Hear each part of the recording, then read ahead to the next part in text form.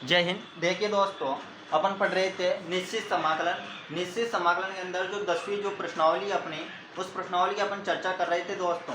तो 10वीं जो प्रश्नावली है वो निश्चित समाकलन वाली है। 9वीं प्रश्नावली अपने पढ़ी अनिश्चित समाकलन वाली। उसमें पूरे सवाल किए अपने, उदाहरण 57 किए दोस्तों, और 9.7 तक के पूरे सवाल किए हैं। विविध के अंदर 25 सवाल थे, 25 के 25 सवाल अपने समाप्त हो चुके थे। इसके बाद में अपन 10.1 भी अपनी समाप्त हो चुकी है दोस्तों। इसके बाद अपन 10.2 पढ़ रहे थे। तो 10.2 के अंदर कुछ महत्वपूर्ण जो सूत्र थे वो एक आध सूत्र मैंने आपके लिए बता दिए थे, और उन्हीं के आधार पर मैं आगे एग्जाम्पल आपको करवा रहा था। तो इसके माध्यम से अगर अपन देखें दोस्तों, तो अपन ने 34 उदाहरण तक पूरे 3-4 सवाल 34 उदाहरण के अंदर थे दोस्तों, वो पूरे उदाहरण अपन ने समाप्त हो चुके हैं दोस्तों। अब उदाहरण नंबर अपन 5 की बात करेंगे। 5वें जो उदाहरण है, इसके अंदर भी 3 उदाहरण है दोस्तों। 3 में से मैंने एक उदाहरण आपके लिए बता चुका हूं, अब 2 उदाहरण हो रहे हैं दोस्तों। इन उदाहरणों को करने के बाद अपन 6वें उदाहरण की बात करेंगे, जिसके अंदर भी 2 सवाल अपन वहां पर भी करेंगे। ठीक है दोस्तों। तो देखिए, अपन जो भी पढ़ रहे हैं निश्चित अनिश्चित समाकलन पढ़ रहे हैं, तो जितने भी प्रश्नावली के सवाल थे पूरे सवाल किए हैं अपन ने। इसके अलावा जितने भी उदाहरण थे 57 उदाहरण थे, पूरे 57 के 57 उदाहरण मैंने बोर्ड पर करके यूट्यूब पर वीडियो डाल दिए दोस्तों। यदि आपको किसी भी प्रकार की किसी भी सवाल में कोई भी दिक्कत है तो जाकर के आप देख सकते हो। ठीक है दोस्तों, स्टूडेंट विनोद क्लासेस के नाम से इस YouTube चैनल पर। ठीक है दोस्तों। इसके अलावा विविध की बात करूँ तो 25 सवाल थे अनिश्चित समाकलन 9वीं प्रश्नावली के अंदर, तो पूरे 25 सवाल मैंने आपके लिए करवा दिए।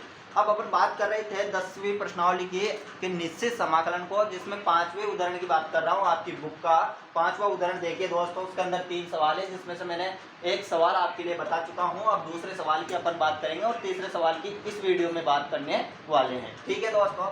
सवाल है छोटे, लेकिन एक आध नंबर में पूछे भी जा सकते हैं। अपन पूरा ही पढ़ेंगे, किसी भी उदाहरण को नहीं छोड़ेंगे, किसी भी सवाल को नहीं छोड़ेंगे। ठीक है दोस्तों। तो प्रश्नमाला अपन पढ़ रहे थे दोस्तों। प्रश्नमाला 10.2 चलेगी दोस्तों, क्योंकि 10.1 तो खत्म हो चुकी थी। और उदाहरण नंबर की बात करें तो उदाहरण था अपना 5वां दोस्तों। 5वें का एक उदाहरण मैंने बता चुका हूँ। दूसरे उदाहरण और तीसरे उदाहरण की बात करेंगे। क्वेश्चन क्या है कि निम्न समाकलन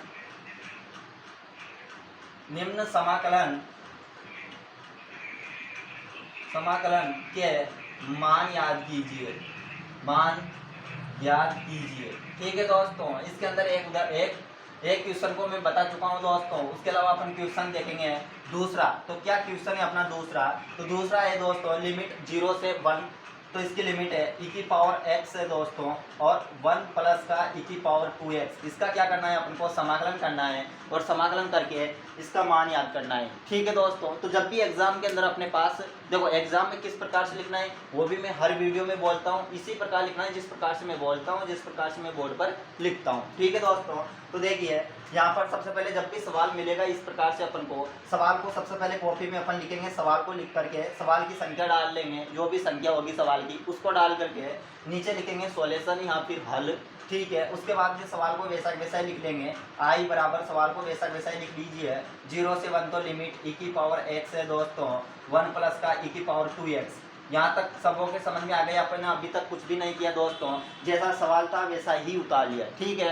अब अपन 9वीं प्रश्नावली पूरी पढ़ के आए हैं दोस्तों, अनिश्चित समाकलन। तो अपन को इतना तो ज्ञान है ही सही दोस्तों कि अपन जब 9वीं प्रश्नावली पढ़ के आए तो इस प्रकार के सवाल को किस प्रकार से किया जाता है। 9.3 के अंदर मैंने बहुत सारे सवाल e की पावर x वाले बहुत सारे सवाल आपके लिए करवाए थे, लेकिन फिर भी कोई बात नहीं है। यदि वो प्रश्नावली आपने वो वीडियो नहीं देखी है तब भी समझिए दोस्तों, जब भी इस प्रकार से कोई भी सवाल आएगा दोस्तों, उसका समाकलन करना होगा अपन को, तो अपन क्या करते हैं? सबसे पहले नीचे को मानते हैं, और नीचे को मान करके इसका अवकलन करते हैं दोस्तों। अवकलन करने पर अपन को ऊपर का मान प्राप्त हो जाता है, तो अपन उस विधि को लगा लेते हैं। अन्यथा फिर क्या करते हैं? अगली विधि लगाते हैं। अगली विधि क्या होती है? कुछ जोड़ते हैं, कुछ घटाते हैं, या फिर किसी संख्या का भाग देते हैं, या फिर कुछ आंशिक भिन्न वियोजन विधि द्वारा करते हैं। कोई ना कोई मेथड तो काम कर ही जाता है, लेकिन पहली विधि कौन सी काम करती है? तो पहली विधि की बात की जाए तो आप भी पहले विधि, जब भी सवाल इस प्रकार का आ जाए तो पहली विधि यही लगानी है दोस्तों कि नीचे के जो मान दे रखा है इसको मान लीजिए किसी के बराबर भी, और इसका अवकलन कीजिए। क्या ऊपर का मान आपको प्राप्त हो जाएगा? तो आप यदि यहाँ पर देखिए दोस्तों, इसको हल करने के लिए अपन क्या करते हैं? माना क्या मान लेते हैं दोस्तों? e की पावर जो x है दोस्तों, उसको मैं t के बराबर मान रहा हूँ। माना x की पावर e की पावर x को मैं t के बराबर मानता हूँ, और यहाँ पर देखो दोस्तों x के सापेक्ष इसका क्या करते हैं दोस्तों, अवकलन करते हैं। अवकलन करने पर इसका क्या कर रहे हैं दोस्तों, अवकलन कर रहे हैं x के सापेक्ष। तो देखो e की पावर x का समाकलन क्या होता है, e की पावर x ही होता है। e की पावर x का अवकलन क्या होता है, e की पावर x ही होता है। तो यहाँ पर e की पावर x किसके सापेक्ष किया तो उधर लिखेंगे t का क्या हो जाएगा dt, और किसके सापेक्ष किया x के सापेक्ष dx। यहाँ तक चीजें समझ में आ गई दोस्तों। अब dx को इधर ले जाओ दोस्तों, तो इधर क्या बन जाएगा अपने पास dt बराबर क्या आ जाएगा e की पावर x, और यहाँ पर आ जाएगा dx। यहाँ तक चीजें समझ में आ गई। अब बढ़ जाए आगे। अब देखो दोस्तों, अब क्या करते हैं अपन, अब इधर से बताता हूँ मैं आपके लिए। अब क्या करते हैं दोस्तों, इधर देखो e की पावर x और dx, यहाँ पर देखो दोस्तों e की पावर x और dx, ऊपर देखो दोस्तों e की पावर x और dx क्या अपन को ऊपर मिल गया दोस्तों। तो आप बोलोगे जी हाँ ये मान और ये मान सेम है दोस्तों। एक मिनट ध्यान दीजिए दोस्तों इधर बोर्ड की तरफ, e की पावर x और dx यानी कि e की पावर x और dx, इस मान की जगह पर अपन किसको रख देंगे, dt को। क्यों, क्योंकि e की पावर x और dx किसके बराबर है, dt के बराबर है दोस्तों। तो यहाँ पर भी e की पावर x और dx किसके बराबर हो जाएगा, dt के बराबर। तो यहाँ पर क्या रख देंगे dt, ठीक है। और e की पावर x की जगह पर अपन e की पावर x क्या माना है t। तो अब देखिए दोस्तों, अब अपन क्या करते हैं, तो इधर चलिए दोस्तों i बराबर अपने पास लिमिट भी चेंज होएगी दोस्तों। विशेष तौर से ध्यान देना, बिल्कुल भी इस चीज को मत भूलना दोस्तों। एग्जाम के अंदर अपन डायरेक्ट सवाल को करके यहाँ तक तो कर देंगे, ऊपर का भी ले आएंगे, डायरेक्ट इस मान को रख करके लिमिट वही रख करके अपन समाकलन नहीं करना है मेरे भाई, लिमिट भी चेंज होएगी। तो लिमिट को चेंज कीजिए दोस्तों। देखिए सबसे पहले जीरो है दोस्तों, तो यहाँ पर मैं इधर आपको इधर बताता हूँ, लिमिट चेंज करते हैं अपन। तो e की पावर x बराबर क्या माना है, t माना है दोस्तों अपन है। अब देखो e की जीरो है, सबसे पहले जीरो रखो x की जगह पर, तो e की पावर में जीरो और बराबर t आ जाएगा दोस्तों। अब देखिए e की पावर जीरो का मान कितना होता है, जिन बच्चों को पता नहीं e की पावर जीरो का मान वो नोट कर लीजिएगा, 1 होता है दोस्तों। e की पावर जीरो का मान कितना होता है, 1। तो यहाँ पर e की पावर जीरो का मान 1, मतलब t की लिमिट जीरो पर तो कितनी आ गई दोस्तों, 1। मतलब अपन कह सकते हैं दोस्तों कि x बराबर जीरो पर t की लिमिट क्या है दोस्तों, 1 आई। तो यहाँ पर क्या आ जाएगा दोस्तों, 1 आ जाएगा। ठीक है, ये चीजें समझ में आ गई दोस्तों। अब देखिए, अब अपन क्या करते हैं, अब जीरो तो रख लिया अपन ने, अब क्या करेंगे दोस्तों, अब 1 को रख करके देखेंगे। तो देखिए दोस्तों, x बराबर क्या रखेंगे दोस्तों, 1 रखेंगे, तो e की पावर 1 और बराबर क्या आ जाएगा t। अर्थात अपन कहेंगे कि x बराबर 1 पर t का जो मान आया वो क्या आया, e आया। एक को अपन लिखना चाहो तो लिख भी सकते हो ऊपर, नहीं लिखना चाहो तब भी कोई बात नहीं, एक को लिखना चाहो तो लिख सकते हो। तो t की लिमिट कहाँ से चल रही है दोस्तों, 1 से e की पावर 1 तक चल रही है। अब लिमिटें चेंज कर दी अपन ने, ठीक है, यहाँ तक चीजें समझ में आ गई। अब क्या करते हैं दोस्तों, अब मान को रखते देते हैं, अब मान को रखते हैं अपन। तो देखिए दोस्तों, इस मान की जगह पर, पूरे मान की जगह पर क्या जाएगा, dt। तो यहाँ पर dt रख देंगे, ठीक है। अब इसके बाद में 1 है तो 1 लिख दीजिए, फिर प्लस का चिन्ह तो प्लस का चिन्ह। अब देखिए दोस्तों, समझने की बात है, e की पावर x बराबर क्या है, t है। e की पावर x बराबर t है। मान लीजिए दोस्तों, एक मिनट सपोज कीजिए x स्क्वायर है अपने पास, कोई x स्क्वायर है। अब मैंने क्या किया दोस्तों, x बराबर क्या माना, t माना कि मैं समझा रहा हूँ आपको इस चीज को, ये कोई आपके लिए इस सवाल में काम आने वाली नहीं, इसमें क्या काम आएगी वो समझाने की कोशिश कर रहा हूँ। तो x स्क्वायर बराबर है, x स्क्वायर है। अब मैंने क्या किया, x को t के बराबर मान लिया, तो x किसके बराबर है, t के बराबर है। यहाँ पर x की जगह पर क्या रखेंगे, t, तो क्या हो जाएगा, t स्क्वायर हो जाएगा। ऐसे ही समझिए मेरे भाई, वहां पर क्या e की पावर x है, देखो दोस्तों e की पावर x है। अब यहाँ पर क्या है, e की पावर 2x है, मतलब स्क्वायर में आ रहा है, e की पावर 2x है, यहाँ पर e की पावर x माना है। तो यहाँ पर क्या हो जाएगा दोस्तों, और ये e की पावर x किसके बराबर है, t के बराबर, मतलब कुल मिला के e की पावर x की जगह पर मैं क्या रख दूंगा, t, और स्क्वायर में तो यहाँ पर क्या हो जाएगा, t स्क्वायर। यहाँ तक किसी को कोई दिक्कत है क्या, बिल्कुल नहीं है ना दोस्तों। अच्छी लग रही हो वीडियो तो दोस्तों लाइक कीजिए, सब्सक्राइब कीजिए, और अपने दोस्तों के साथ शेयर भी कर दीजिए दोस्तों। अब देखिए, अब क्या करना है, इसका समाकलन करेंगे। अब 9.3 मैंने पढ़ाई थी आपके लिए, 9.3 से पहले 4 सूत्र बताए थे, वहां से कोई एक सूत्र लगेगा, और सूत्र कौन सा लगेगा, जो फर्स्ट सूत्र था 9.3 नहीं पढ़ने से पहले, 9.2 के बाद की बात करें तो वहां पर 4 सूत्र थे। फर्स्ट सूत्र था अपना, वो सूत्र कौन सा लगेगा, तो यहाँ पर देखो दोस्तों, a स्क्वायर प्लस का x स्क्वायर और dx, ये सूत्र मैंने बताया था दोस्तों, और इसको सिद्ध भी कर रखा है मैंने, प्रूफ भी कर रखा है, ठीक है। तो देखो दोस्तों, इसका सूत्र क्या होता है, तो इसका सूत्र होता है 1/a, और यहाँ पर होता है दोस्तों tan इनवर्स x/a प्लस का c। ये सूत्र होता है दोस्तों किसका, समाकलन 1/a स्क्वायर प्लस का x स्क्वायर। a क्या है, यहाँ पर a अचर है, x क्या है, चर है, ठीक है। इसका सूत्र होता है 1/a tan इनवर्स 1 और x/a प्लस का c। तो यहाँ पर देखो दोस्तों, a क्या है, अचर ही है, यहाँ पर भी a क्या था, अचर। यहाँ की बात करें तो एक क्या है, अचर है, क्या सूत्र सेम मिल गया अपन को। तो देखिए दोनों की अपन क्या करेंगे दोस्तों, पहचान करेंगे। अब एक का वर्ग करते हैं तब भी कोई फर्क नहीं पड़ता, एक को कितनी बार भी लिखो, एक इंटू एक लिख दो, दो एक ही तो आएगा दोस्तों, माफ कीजिएगा एक ही तो आएगा, ठीक है। तो यहाँ पर एक का वर्ग करके लिख सकते हैं अपन, ठीक है दोस्तों। अब बात यह है दोस्तों, देखिए इस सूत्र की और इस सवाल की शकल मिलाइए आप। देखो दोस्तों, समाकलन का चिन्ह मिल गया मेरे भाई, ऊपर 1 मिलना चाहिए, ऊपर 1 ही है, यहाँ पर ये 1 मिल गया, आप लिखना चाहो तो लिख सकते हो। उसके बाद dx मतलब जिसके सापेक्ष यहाँ पर x है तो x के सापेक्ष, यहाँ पर t है तो t के सापेक्ष, मतलब dx इसलिए आ रहा था क्योंकि यहाँ पर x था, तो यहाँ पर t है तो dt आ गया, ठीक है। अब इसके अलावा अपन को ये देखना है कि यहाँ पर अचर का स्क्वायर हो रहा है, तो मतलब यहाँ पर कुछ अचर आ रहा है क्या, अचर आ रहा है भी है बिल्कुल, और उसका स्क्वायर हो रहा है क्या, बिल्कुल हो रहा है, स्क्वायर ए स्क्वायर हो रहा है, क्योंकि एक को 2 बार लिखो 3 बार लिखो कोई फर्क नहीं पड़ता। फिर उसके बाद प्लस का चिन्ह है, भैया प्लस का चिन्ह भी मिल गया, प्लस का चिन्ह भी मिल गया। उसके बाद यहाँ पर तो चर है, चर स्क्वायर है, तो यहाँ पर क्या टी चर स्क्वायर नहीं मिल गया, तो आप बोलोगे जी हाँ। तो क्या सेम टू सेम इस सूत्र की शकल इस सवाल से मिल चुकी है, तो आप बोलोगे जी हाँ। तो क्या इस सूत्र की जगह पर इस मान को नहीं रख सकते, अपन रख सकते हैं। तो क्या इस सवाल के अंदर इस सूत्र को नहीं लगा सकते, तो आप बोलोगे जी हाँ लगा सकते हैं। तो देखिए दोस्तों, अब इस सूत्र को अपन इसमें लगाते हैं। तो देखिए मेरे भाई, अपन क्या लिखेंगे, आई बराबर, यहाँ पर देखिए दोस्तों अपन लिमिट को रखेंगे, ठीक है, उसको बिल्कुल नहीं होना, 1 अपॉन ए। तो देखो 1 अपॉन एक की जगह पर यहाँ पर भूमिका कौन निभा रहा है, एक, तो क्या लिखेंगे, एक की जगह पर एक लिख देंगे, ठीक है। फिर टेन इनवर्स, तो मैंने लिखा दोस्तों टेन इनवर्स, ठीक है। फिर x की जगह पर क्या लिखेंगे, तो यहाँ पर क्या है t है, तो x की जगह पर क्या लिख देंगे दोस्तों, t लिख देंगे। और उसके अपॉन में क्या है, a की जगह पर क्या लिखेंगे, a, और प्लस का क्या लिख देंगे दोस्तों, c। आप लिखना चाहो तो लिख सकते हो। और इसकी लिमिट कहाँ तक चल रही है, 1 से ई तक चल रही है, ठीक है। अब मैं एक को लिखूं चाहे नहीं लिखूं कोई फर्क नहीं पड़ता, प्लस का सी लिखना चाहो तो लिख सकते हो निश्चित समाकलन के अंदर, ठीक है। लेकिन अनिश्चित समाकलन के अंदर तो लिखना जरूरी है, ठीक है, यहाँ कोई जरूरी भी नहीं, आप लिखना चाहो तो लिख सकते हो, बढ़िया रहेगा, लिख देना आप, ठीक है।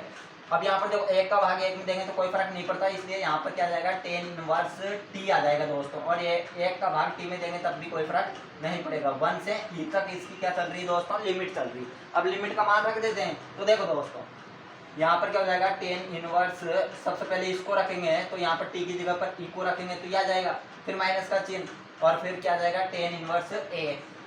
अब किसी को सूत्र पता नहीं है तो सूत्र देख लीजिए दोस्तों अपने पास, इसका सूत्र होता है जब लिमिट रखते हैं तब, ठीक है। तो सूत्र क्या होता है, वो सूत्र नोट कर लीजिएगा, जिनको पता नहीं है वो देखो, ए से बी तो लिमिट चल रही है एफ ऑफ एक्स, तो इसका जब समाकलन करते हैं तो अपने पास आता है दोस्तों कैपिटल एफ एक्स, और ए से बी लिमिट चलती है, तो इसको हेरते हैं तो क्या आता है, एफ बी माइनस का एफ ए, ये सूत्र होता है दोस्तों, माइनस का चिन्ह आता है, तो यहाँ पर माइनस का चिन्ह मैंने रख दिया। यहाँ तक किसी को कोई दिक्कत है क्या, बिल्कुल भी नहीं है ना दोस्तों।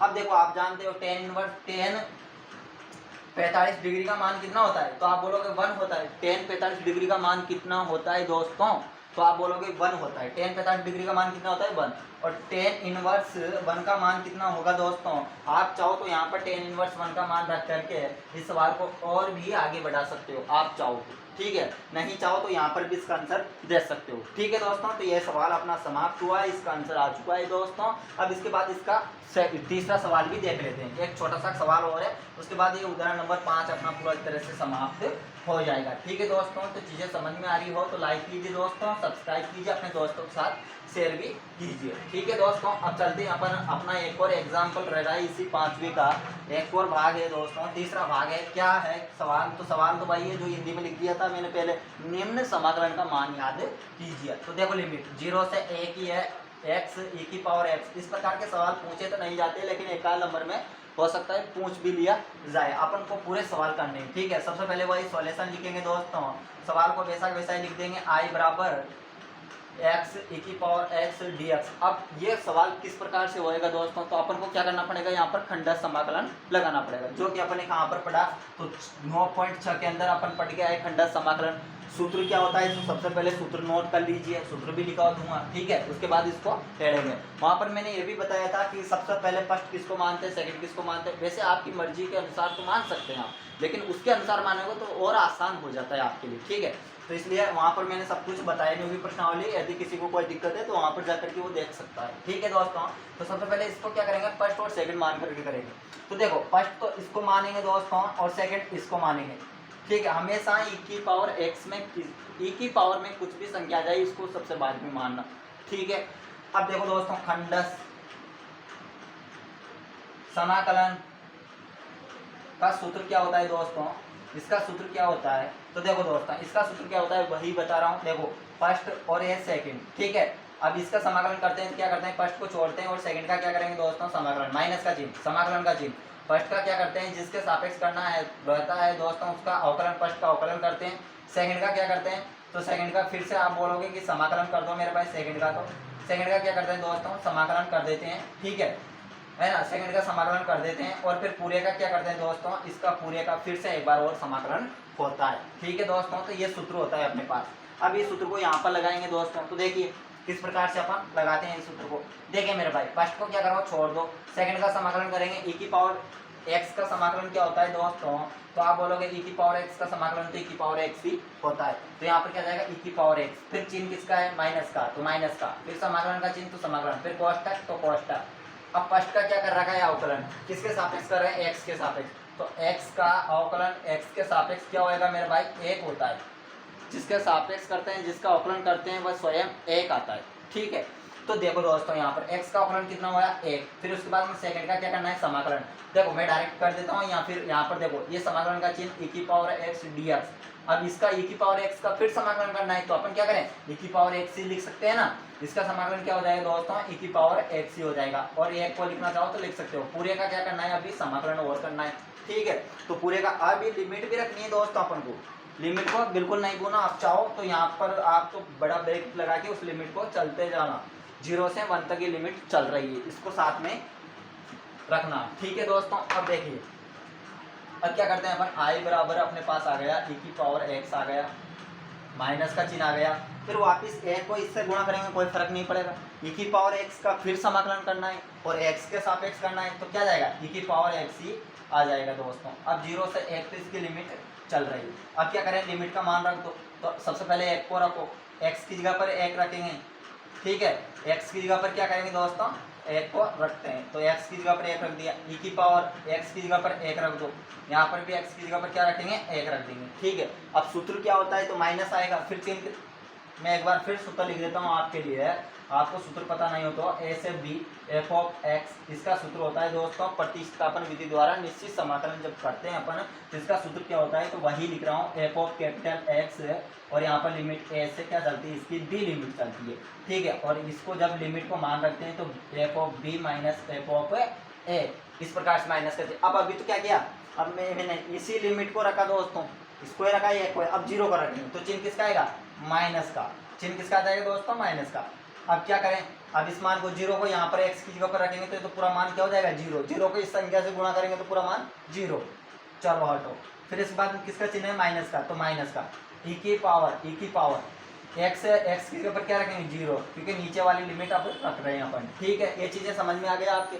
अब क्या करते हैं दोस्तों, अब इसका मान को रख करके अपन आगे बढ़ाते हैं। मैंने पहले जब इसका फर्स्ट सवाल बताया था 5वें उदाहरण का, तो उसमें बोला था आपसे कि e की पावर 0 का मान कितना होता है 1 होता है, e की पावर 0 का मान कितना होता है दोस्तों 1 होता है। तो यहाँ पर देखो i बराबर अपने पास क्या जाएगा, इधर तो क्या आ गया दोस्तों e की पावर 1 माइनस e की पावर 1, और फिर माइनस और माइनस क्या हो जाएगा दोस्तों, माइनस और माइनस क्या हो जाएगा प्लस, तो ये प्लस, और e की पावर 0 का मान क्या होता है दोस्तों, e की पावर 0 का मान क्या होता है उसको भी अभी रख देंगे अपन। ये दोनों कट गए दोस्तों, सेम टू सेम है माइनस और प्लस में।